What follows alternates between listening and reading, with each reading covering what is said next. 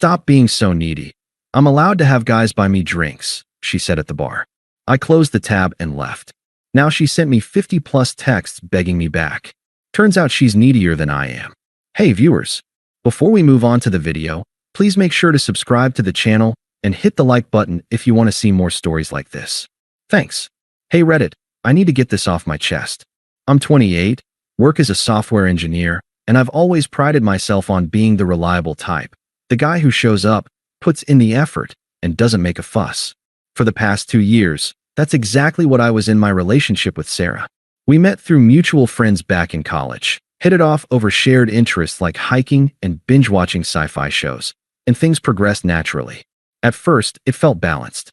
I'd plan thoughtful dates, like picnics in the park or road trips to nearby towns, and she'd bring this bubbly energy that made everything fun.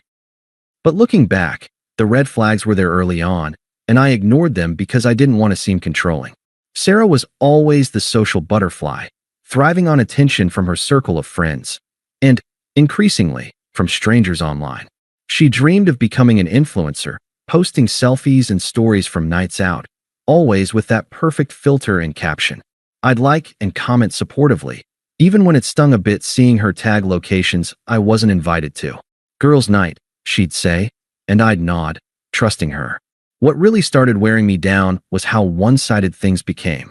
I'd sacrifice my weekends to help her with her side gigs, editing her photos, driving her to events, even covering some bills when her freelance graphic design work dried up between clients. Remember that time she lost a big project because she partied too hard the night before? I stayed up late helping her redo it from scratch, coffee in hand, while she slept off her hangover. Or when her car broke down, and I loaned her mine for a week, taking the bus to work in the rain. I did it without complaint because that's what you do for someone you care about. Yet, whenever I'd express any concern, like asking about her late nights or why she was always on her phone during our dates, she'd flip it back on me. You're being paranoid, she'd say, or I need space to be myself. It made me question if I was the problem. Was I too needy for wanting basic respect? I'd internalize it, try to give her more freedom, but it only escalated. She'd compare me to other guys in subtle ways. My friend Jess's boyfriend takes her on spontaneous trips. Why don't we do that? Never mind that I was saving for a down payment on an apartment, thinking about our future. The emotional abandonment crept in slowly. Our conversations turned superficial. She'd scroll through social media while I talked about my day, only perking up to show me some viral video. Intimacy faded too. She'd brush off my attempts at affection with "I'm tired" or "not now." But online, she was all energy, responding to comments from random dudes with heart emojis and "thanks babe." I'd see the notifications pop up when we were together, and it'd twist my gut.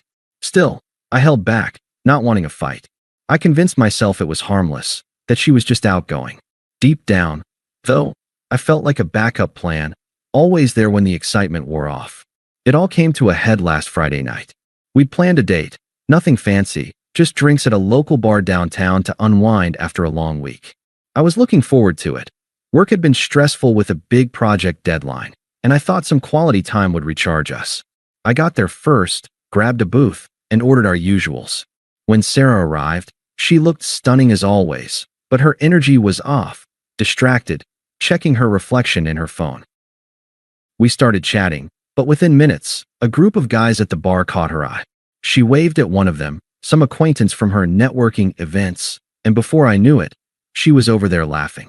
I sat alone, nursing my beer, telling myself it was fine. But then I saw it. One of the guys bought her a shot, and she accepted with a flirtatious grin, tossing her hair back. When she came back to the table, shot in hand, I couldn't hold it in anymore. "Sarah, what's going on? We're on a date. Why are you letting other guys buy you drinks?" I asked, keeping my voice low, not wanting to make a scene. She rolled her eyes, setting the glass down with a clink. "Oh my God, Alex, stop being so needy. I'm allowed to have guys buy me drinks. It's not a big deal, it's just fun. You're acting like I'm cheating or something." I felt my stomach drop. It's disrespectful. We're together. It makes me feel like I'm not enough. She laughed, a sharp, dismissive sound that echoed in my ears. Disrespectful? Please. Real men don't get jealous over a free drink. If you can't handle me having a social life, that's your problem. I need excitement, not someone clipping my wings with insecurity. Her words hit like a punch. Twisted logic poured out. Look, in this day and age, women can be independent. I don't need you hovering. If a guy wants to buy me a drink, it's empowering. You're the one making it weird by being possessive. I stared at her, the bar noise fading into a hum. All those sacrifices flashed through my mind. The late nights, the support, the patience. And here she was, smug and entitled, turning my valid feelings into a flaw. No apology, no empathy, just justification wrapped in condescension. Okay, I said simply, my voice steady despite the storm inside. I pulled out my wallet, closed out the tab with the bartender, and stood up. She blinked, surprised, but I didn't wait for more. I walked out into the cool night air, leaving her there with her empowering drink. That walk home was a blur. I didn't rage or cry. I just felt this heavy confusion settle in. Why had I let it get this far? Sitting on my couch later, staring at the blank TV, I replayed every moment. The unfairness gnawed at me, how she'd manipulated my loyalty into something to mock. I thought about texting her, demanding an explanation, but what was the point? She'd just twisted again. Instead, I turned off my phone and went to bed, the silence deafening. The next morning, I woke up to a few missed texts from her, casual stuff like, "Where'd you go?" And that was dramatic. No remorse. I didn't respond. By afternoon, I decided it was over. I packed up the few things she had at my place, her spare clothes, makeup bag, and dropped them off at her apartment building's front desk with a note. We're done. Then, I blocked her number temporarily, just to give myself space. Not out of spite, but self-preservation. For the first few days, I let the betrayal simmer. Work became my anchor. I threw myself into that project, earning praise from my boss and even a hint at a promotion. Evenings, I'd hit the gym, something I neglected while accommodating her schedule. The physical burn helped clear my head. I'd cook meals for one, listen to podcasts, and reflect. Flashbacks hit hard, remembering how I'd cancel plans with my buddies to be available for her emergencies, only for her to bail on our dates for spontaneous outings. The confusion lingered. Had I been too giving? Too blind? But slowly, the hurt shifted to clarity. I wasn't needy. I was committed, and she exploited that. Mutual friends started reaching out, confused. What happened? Sarah said you overreacted. I kept it brief. It wasn't working. No bad-mouthing. I didn't need to. One or two pressed, but I changed the subject. In the quiet, I rebuilt routines, reading books I'd shelved, hiking solo on weekends, even signing up for a coding workshop. It felt liberating, like shedding dead weight. The unfairness still stung. Why did she get to walk all over me without consequence? But I focused on moving forward, one deliberate step at a time. A week in, the silence broke. Unblocking her to check if she'd picked up her stuff, I saw the flood begin. But that's for later. Right now, I'm just processing how I got here. A week turned into 2, and that's when the karma started rolling in, at least from what I pieced together through the grapevine. I wasn't stalking her or anything. I made a point to stay off social media entirely during those early days, deleting the apps to avoid the temptation. But mutual friends, good ones, the kind who actually cared about both sides, started filling in the blanks without me asking. It turns out Sarah dove headfirst into that independent life she preached about, but it backfired spectacularly. From what I heard, the guy from the bar, the one who'd bought her that shot, became her new go-to. Let's call him Mike. He was some mid-level sales rep with a flashy watch and a knack for smooth talk. She posted about their adventures online, all filtered photos of late-night outings and braggy captions like "living free #no strings." Friends said she was out every night, chasing that excitement she accused me of lacking. But Mike? He wasn't the knight she imagined. Turns out he was a serial dater, the type who collects conquests like trophies. After a couple of weeks of hooking up, he ghosted her hard, blocked her number, deleted her from his follows, the works. One friend overheard her venting at a coffee shop. He said I was too clingy. Can you believe that? The irony wasn't lost on me, but I didn't gloat. Instead, it piled on. Her freelance work suffered. Those late nights led to missed deadlines, and she lost a major client, the one that paid her rent. Hungover Zoom calls don't impress, apparently. Her girls' nights crew started pulling away too. They got tired of her drama, the constant complaints about how men suck, while conveniently forgetting her role in it. Socially, she unraveled. Posts went from glamorous to desperate, like vague booking about fake people and learning lessons the hard way. Financially, she was scraping by, dipping into savings she'd built partly from gigs I'd helped her land. I sat with all this info during quiet evenings, processing the unfairness that had once consumed me. Why did she get to disrespect me publicly and then face consequences? But as the days passed, that question faded. I was too busy thriving in the space I'd carved out. My work project wrapped successfully, landing me that promotion, a nice bump in pay and remote flexibility. I used it to plan a solo trip, something I'd always wanted but postponed for her. The gym routine stuck. I dropped a few pounds, felt stronger. Even started volunteering at a local tech meetup, meeting people who valued reliability without exploiting it. The betrayal still echoed faintly, like a bad dream, but it no longer defined my days. I was detaching for real, and it felt earned. Then, the outreach began. It started subtle, about 3 weeks after the bar incident. I'd unblocked her earlier to handle some shared streaming account logistics. Nothing emotional, just practical. That's when the texts flooded in. At first, it was testing the waters. Hey, can we talk? I miss our hikes. I didn't respond. A day later, Alex, that night was a misunderstanding. I was stressed from work. Still nothing from me. By the fourth message, the tone shifted to excuses. You overreacted. It was just a drink. Why throw everything away over that? I finally replied with a single line. It's done. But that opened the door, and she barreled through. The attempts escalated quickly, revealing cracks in her facade. One evening, my phone rang, her number. I let it go to voicemail, but curiosity made me listen later. Alex, pick up, please.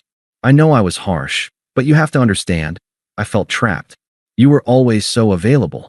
It made me take you for granted. But now, everything's falling apart without you. Mike was a jerk. He used me and left. My job's a mess, and I can't sleep. Can we meet?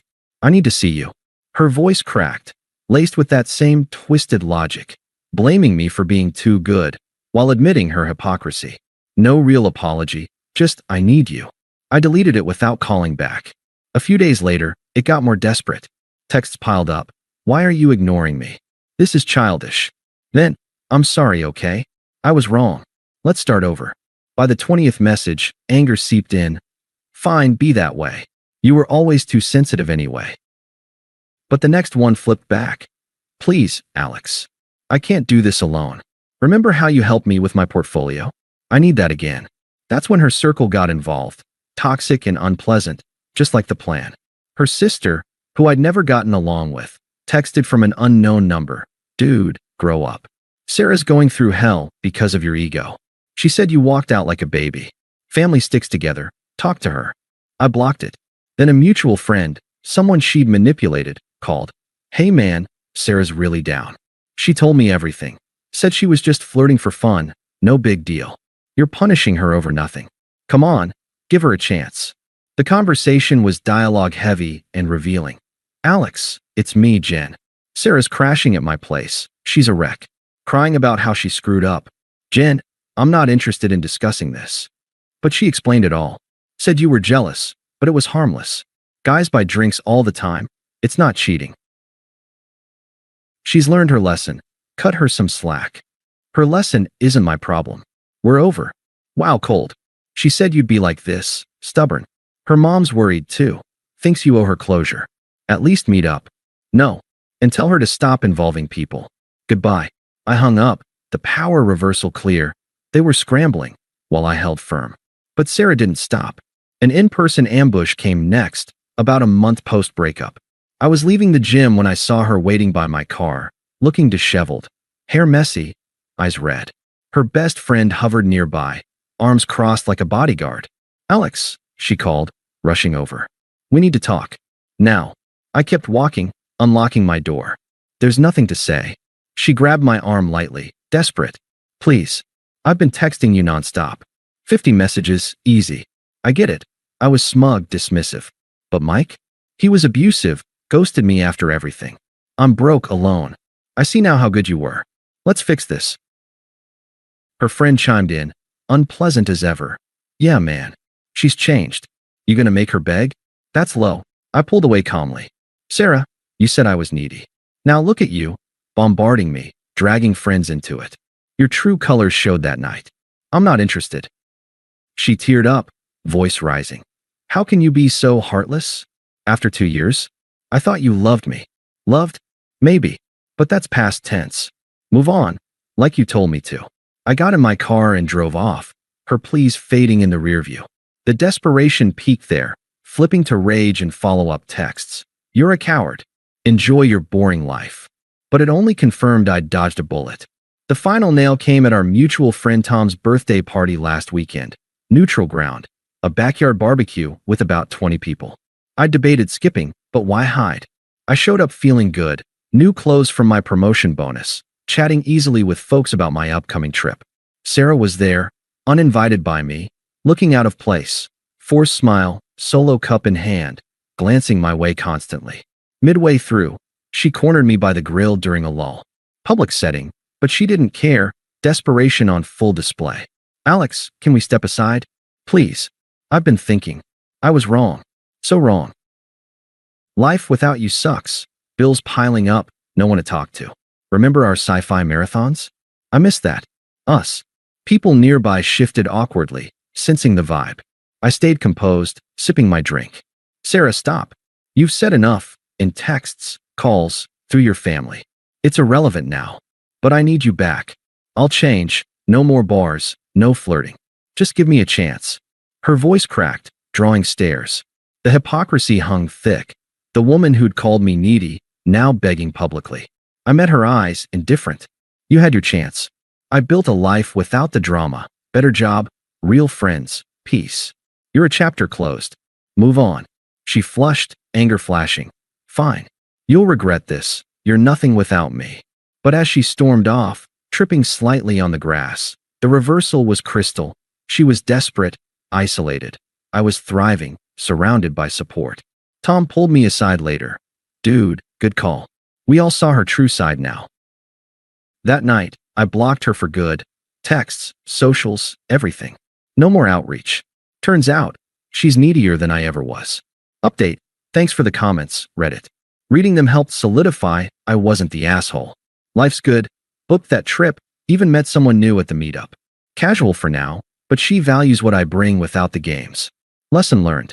Thanks for watching. Make sure to subscribe to the channel and hit the like button. What do you think about this story? Share it in the comments.